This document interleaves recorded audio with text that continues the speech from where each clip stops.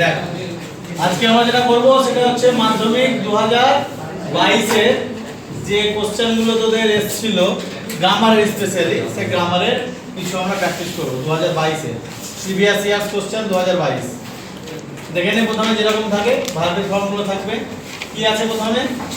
when I entered the house something তিনটা option smelled awful, খুব খারাপ ভাবে একটা পুড়ে গিয়েছিল। স্মেল মানে গন্ধ ছড়াচ্ছিল। তাহলে এবার আমরা এখানে দেখব যে কোন অপশনটা আমাদের অ্যাপ্রোপ্রিয়েট হবে। দেখ কোনটা হবে মনে হচ্ছে। বলছে when মানে যখন আমি প্রবেশ করেছিলাম বাড়ির মধ্যে তখন কোন একটা জিনিস খুব খারাপ ভাবে পুড়ে যাচ্ছিল, গন্ধ ছড়াচ্ছিল। তাহলে স্মেল তো এখানে হবেই না, প্রেজেন্টে যেহেতু একটা পাস্ট টেন্স ইউজ করা হয়েছে। তাহলে যখন আমি প্রবেশ করেছিলাম বাড়িতে তখন সেই গন্ধটা তখনই ছড়াচ্ছিল। তাহলে একটা পাস্ট টেন্স দুটোই পাস্ট টেন্স ইউজ হবে, পর পর দুটো সিকোয়েন্সে ঘটনা ঘটছে। তাহলে স্মেলড হবে, স্মেলড অফ। যদি এটা থাকতো যে যখন আমি বাড়িতে প্রবেশ করছিলাম, এন্টারিং হচ্ছিলাম, তখন গন্ধটা তখন ছড়াচ্ছিল, তখন এটা কন্টিনিউয়াস টেন্সে আসতো। তখন এটার সঙ্গে আইএনজি হতো, এটাও আইএনজি হতো। এটা পাস্ট টেন্স ইউজ হয়েছে, সেজন্য দুটো ঘটনার ক্রমে এই টেন্সটাও কোন টেন্স হবে? পাস্ট টেন্স হবে, সিম্পল পাস্ট টেন্স। তাহলে স্মেলড হয়ে গেল। 2 নম্বর চলে যায় সামওয়ান, কেউ একজন কি করছিল তাহলে সে?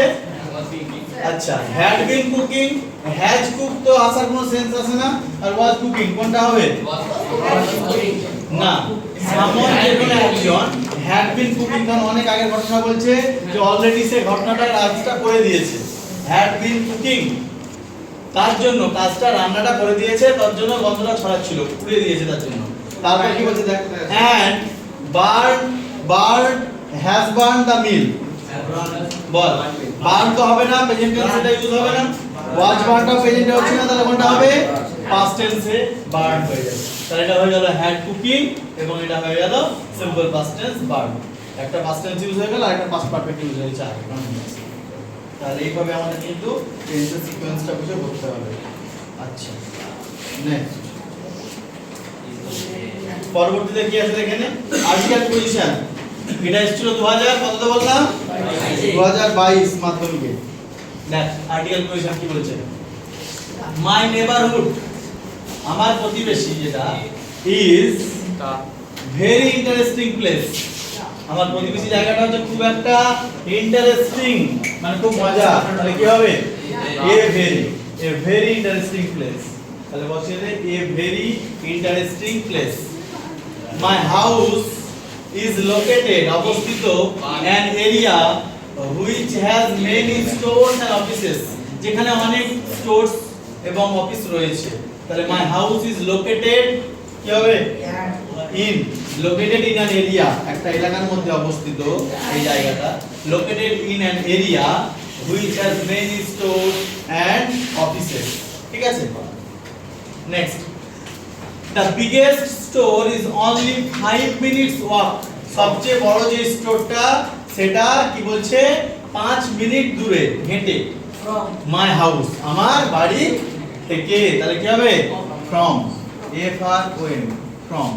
from my house, ঠিক আছে?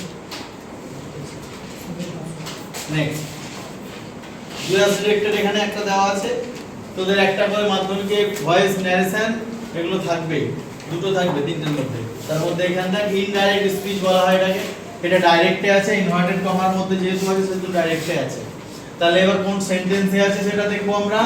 কোন সেন্টেন্সে? ইন্টারোগেটিভ। ইন্টারোগেটিভ ম্যাক্সিমাম যেগুলো মাধ্যমিকে পড়তে থাকবে, দেখছি আমরা যতগুলো প্রিভিয়াস ইয়ার্স পড়লাম। তাহলে ইন্টারোগেটিভে আছে। তাহলে ইন্টারোগেটিভে থাকলে আমাদের এখানে সেন্টেন্স বদলে আস্ক করে দেওয়া আছে, আছে তো? এবার কাকে বলছে কথাটা? স্বামী বলছে। কাকে বলছে? তার বাবাকে বলছে। তাহলে লিখে দে স্বামী asked, কি এখানে পড়ে আছে? অ্যাপ্রিহেন্সিভলি লিখে দে, apprehensively his father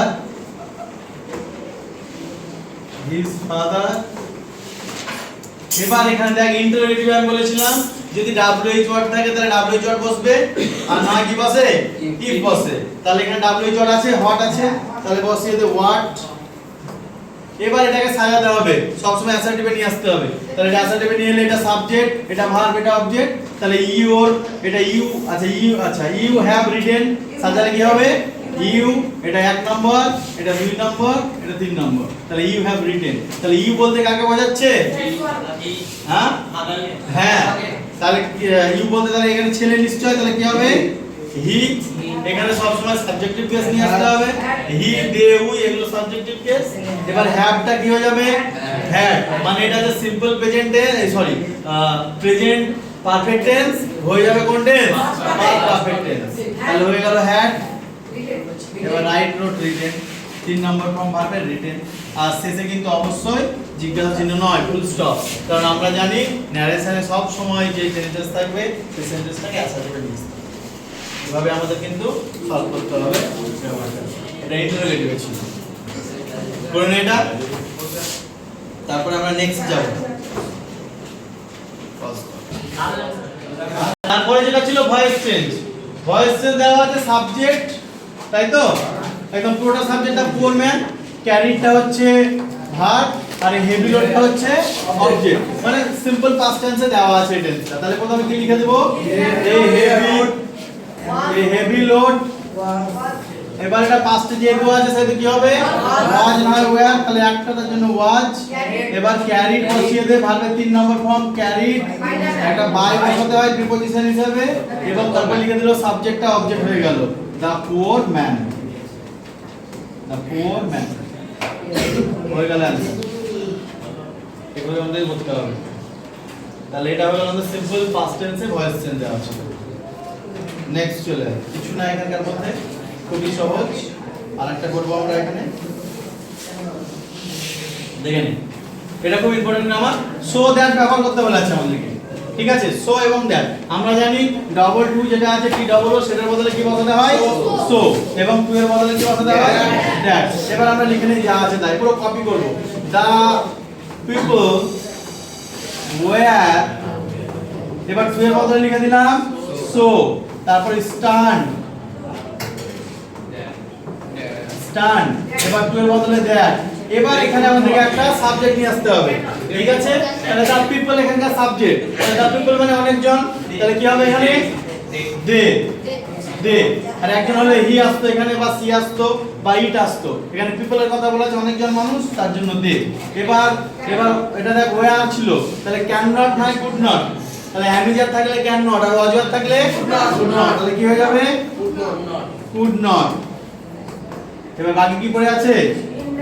speak in the beginning, in the beginning হয়ে গেল।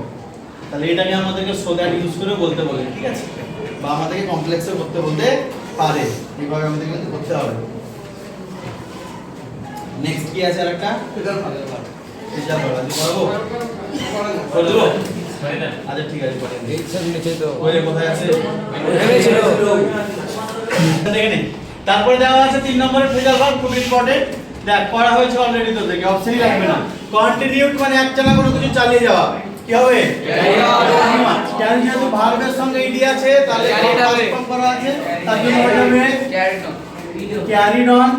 আবার অপশনে ক্যারি অন যদি না থাকে, কিপ অন না হয়, তাহলে গো কি হয়ে যাবে? Went on. আরেকটা অপশন থাকতে পারে কিপ অন, যেহেতু পাস্ট টেন্স সেহেতু কেপ্ট অন। এতগুলো অপশন থাকলে যেটা থাকবে সেটা করে দিন। নেক্সট, রিজেম্বলস মানে দেখতে একই রকম।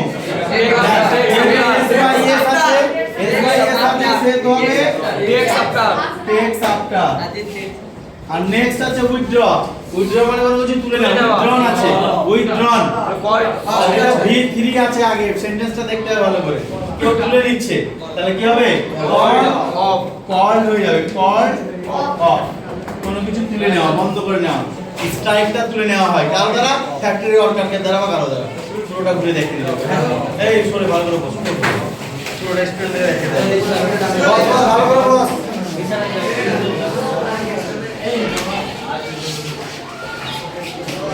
থ্যাংক ইউ ডালিস, আর থ্যাংক ইউ তো নাই এখানে।